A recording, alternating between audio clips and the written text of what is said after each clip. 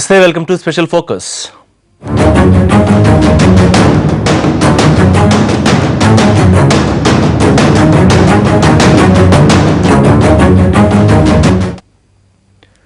తమిళనాడులో తెలుగు పాఠ్యాంశాల రద్దుపై ఏపీ, తెలంగాణలో నిరసనలు వెల్లువెత్తుతున్నాయి. ఆ రాష్ట్రంలో తెలుగు చదువుతోన్న విద్యార్థుల పరిస్థితి అగమ్య గోచరంగా మారుతోందని వాపోతున్నారు తల్లిదండ్రులు.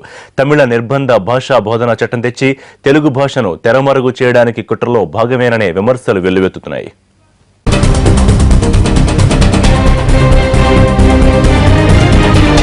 తమిళనాడులో తెలుగు భాషను తెర వెనక్కు నెట్టేస్తున్నారని తెలుగు రాష్ట్రాల్లో నిరసనలు జోరందుకున్నాయి. వినుడు వినుడు తెలుగోడి కోడు అనే నినాదంతో హైదరాబాద్ ఇందిరా పార్క్ వద్ద తమిళనాడు తెలుగు యువశక్తి ఆధ్వర్యంలో మహాధర్నా నిర్వహించారు. తమిళనాడు ప్రభుత్వం తెలుగుపై చూపిస్తున్న వివక్షపై సీఎంలు స్పందించాలని కోరారు.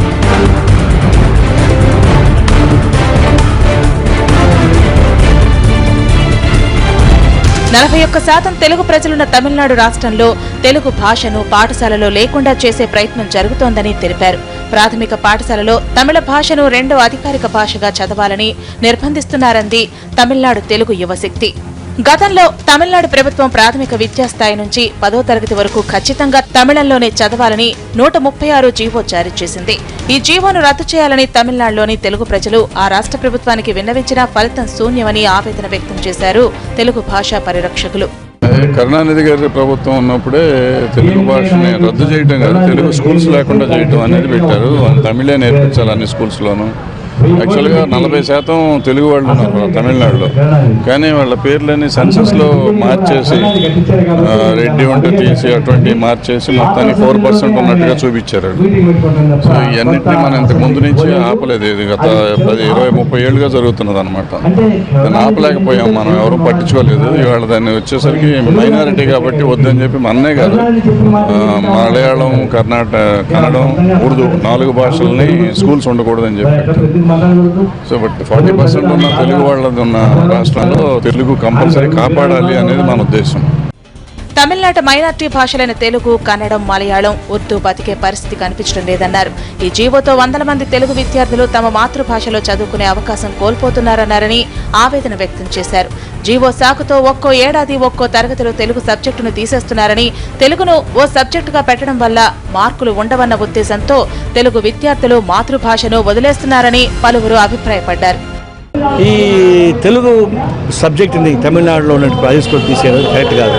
ఒకటి. రెండవది, ఆంధ్రప్రదేశ్ ప్రభుత్వం కూడా తమిళ లాంగ్వేజ్ని ప్రోత్సహిస్తూ ఉంది. ఆ బార్డర్లో ఉన్నటువంటి నగరి హై స్కూల్ ఉంది, నగరి హై స్కూల్ ఉంది. ఆ నగరి హై స్కూల్లో సగం తమిళ మీడియం, సగం తెలుగు మీడియం. అదేవిధంగా పుదుపేటలో కానీ చిత్తూరులో కానీ తమిళ మీడియం ఉంది, తెలుగు మీడియం ఉంది. ఆడేం బ్యాన్ చేయలేదు. అదే పద్ధతి తమిళనాడులో కొనసాగించమని చెప్పని మేము కోరుతా ఉన్నాం. ఇలాంటి 2006లో 316 జీవో కరుణానిధి ఇచ్చినాడు.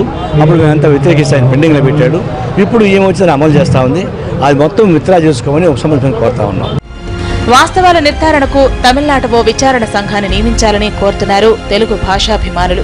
తమిళనాడు ప్రభుత్వ నిర్ణయంతో ముఖ్యంగా తెలుగువారు అధికంగా ఉన్న కృష్ణగిరి జిల్లాలోని హోసూరు, డెంకణికోట, వేపనపల్లి తాలూకాల్లోని 100 గ్రామాల్లోని ప్రజలు తీవ్రంగా నష్టపోతారని ఆవేదన వ్యక్తం చేస్తున్నారు. ఈ నేపథ్యంలో తెలుగు రాష్ట్రాల ముఖ్యమంత్రులు కూడా స్పందించి తమిళనాట తెలుగును బతికించాలని కోరుతున్నారు. రాష్ట్ర ప్రభుత్వం తప్పకుండా చేపట్టాలా.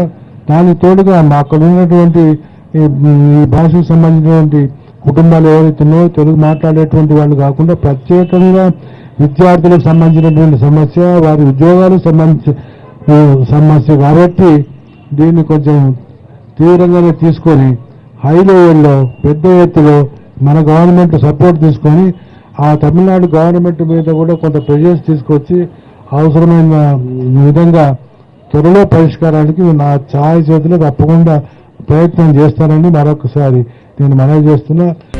తమిళ భాషకు తాము వ్యతిరేకం కాదని, మాతృభాషలో తమ పిల్లలను చదువుకునే అవకాశాన్ని కల్పించాలని తమిళ ప్రభుత్వాన్ని కోరనున్నారు ఆ రాష్ట్రంలోని తెలుగు ప్రజలు. అందుకు తగ్గ ఏర్పాట్లు చేయాలని ప్రభుత్వానికి విన్నవించుకుంటున్నారు.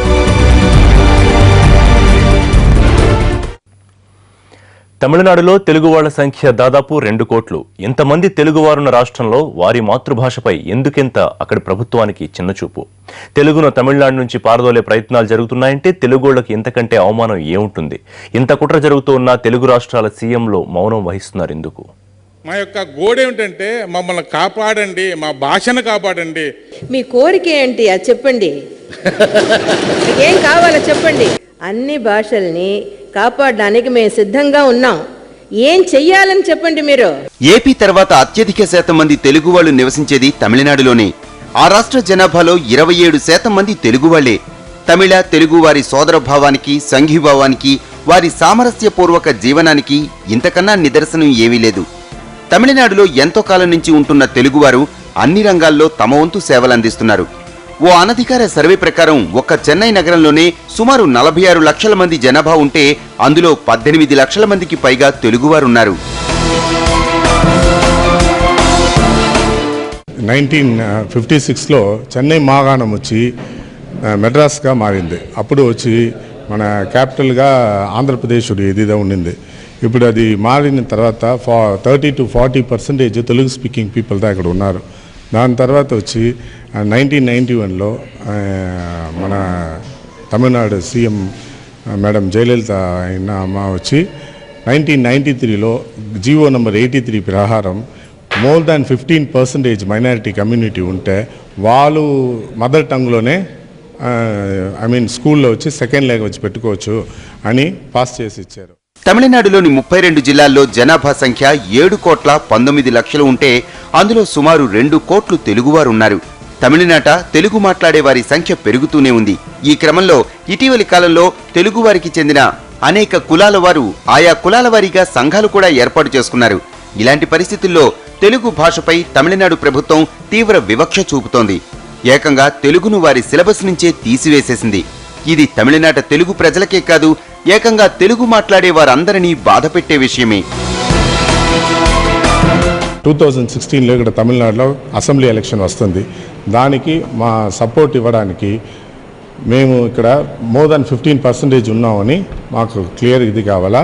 నెక్స్ట్ అకాడమిక్ ఇయర్లో మన స్కూల్స్ అన్నిట్లో తెలుగు స్పీకింగ్ పీపుల్ 15% మీద ఉన్న వల్ల మాకు సెకండ్ లాంగ్వేజ్ అంతస్తు ఇవ్వాలా.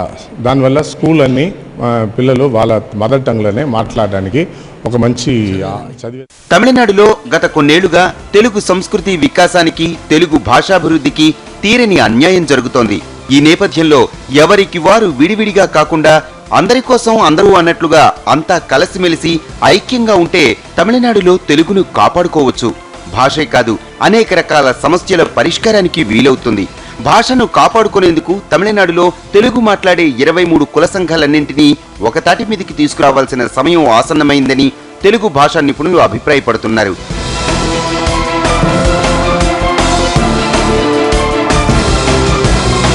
అయితే తెలుగు భాష మాట్లాడే వారిని ఒకే వేదిక మీదకి తెస్తూ 1989లో అఖిల భారత తెలుగు ఫెడరేషన్ ఏర్పాటైంది. ఈ సంఘమే ఎంతో కాలంగా తమిళనాడులో తెలుగును కాపాడుతూ వస్తోంది. ప్రత్యేకించి తెలుగు భాషాభివృద్ధి కోసం తెలుగు పాఠశాలలు నెలకొల్పేందుకు, పాఠశాలల్లో తెలుగు ఉపాధ్యాయులను నియమించేందుకు, తెలుగు పాఠ్య పుస్తకాలను అందుబాటులోనికి తెచ్చేందుకు, తెలుగు వారికి ఉపాధి అవకాశాలు మెరుగుపరిచేందుకు ఈ సమాఖ్య ఎంతగానో కృషి చేస్తోంది.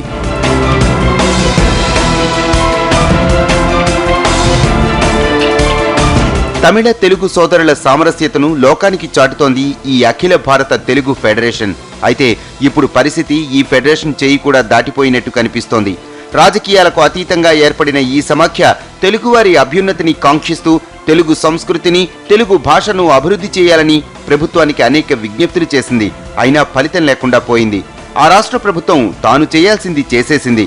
తెలుగును తమిళనాటి నుంచి తరిమివేయటానికి వడివడిగా అడుగులు వేస్తోంది. అనాదిగా తమిళ గడ్డపై తెలుగువారికి అన్యాయం జరుగుతూనే ఉంది. ఆ రాష్ట్రంలో ఏ ప్రభుత్వం అధికారంలో ఉన్నా తెలుగుడిపై నిర్లక్ష్యమే కనిపిస్తోంది. ప్రస్తుతం అక్కడి గవర్నర్ తెలుగువారి అయినా భాషా సంరక్షణకు ఎలాంటి చర్యలు కనిపించట్లేదు. భాషే కాదు, అసలు తెలుగువారంటేనే మొదటి నుంచి చిన్నచూపు. ఇప్పటికైనా ప్రభుత్వాలు గట్టి మేలు తలపెట్టకపోతే ద్రవిడ దేశంలో తెలుగు కనుమరుగవడం ఖాయమంటున్నారు భాషా కోవిదులు.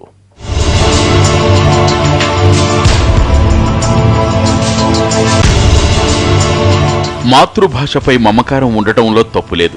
ఇతర భాషలపై వివక్ష చూపడమే దారుణమైన విషయం. ఎవరైనా వీలైనన్ని ఎక్కువ భాషలు నేర్చుకోవడానికి తప్పిస్తారు. తమిళ తంబీలు మాత్రం అందుకు విరుద్ధం.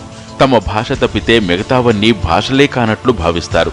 1953లో ఆంధ్ర రాష్ట్రం అవతరించినప్పటి నుంచి ఇప్పటి వరకు తెలుగువారిపై చిన్నచూపు, ఆ భాషపై వివక్ష కొనసాగుతూనే ఉంది. దేశంలోని ఏ రాష్ట్రంలోనూ తెలుగు భాషపై అక్కడి ప్రభుత్వాలకు ఇంతటి దుర్మార్గపు ఆలోచనలు లేవు. తమిళగడ్డపై మాత్రం అవి ఎప్పటికప్పుడు పురుడు పోసుకుంటూనే ఉన్నాయి. వారి బుర్రల్ని ద్రవిడ పురుగులు తొలిచేస్తూనే ఉన్నాయి.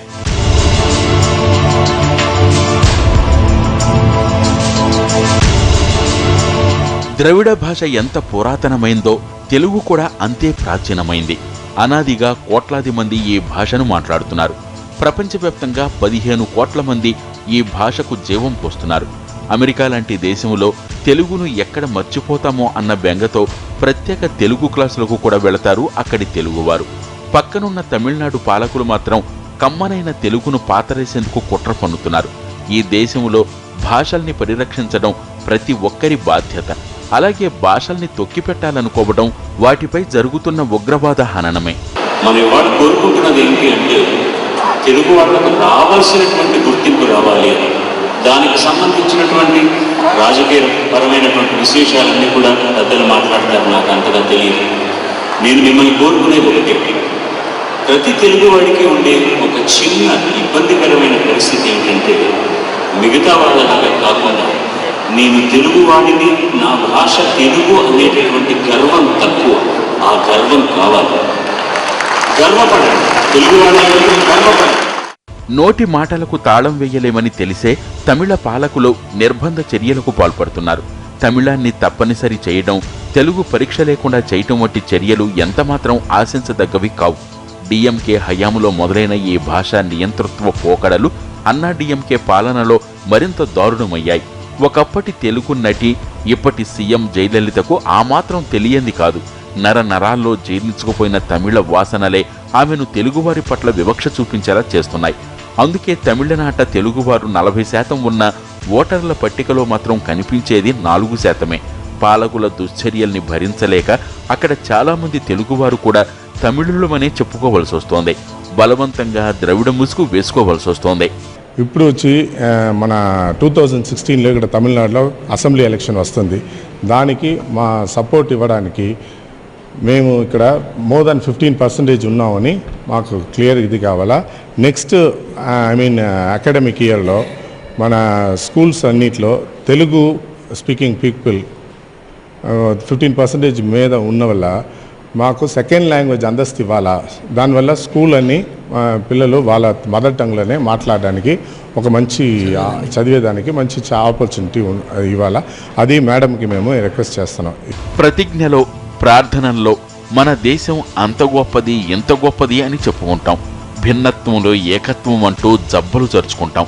వాస్తవంలో మాత్రం ఎన్నో వైరుధ్యాలు, విభేదాలు, పక్కపక్క రాష్ట్రాల మధ్య ఘర్షణల కుంపట్లు, చిన్న చిన్న విషయాల్లోనూ వివాదాలు. ఇలాంటి వాతావరణం వల్లే ఎన్నో అనర్థాలు. వాటిలో భాషల కనుమరుగు కూడా ఒకటి. ఇప్పుడు మనకు 2 తెలుగు రాష్ట్రాలున్నాయి, 2 ప్రభుత్వాలున్నాయి.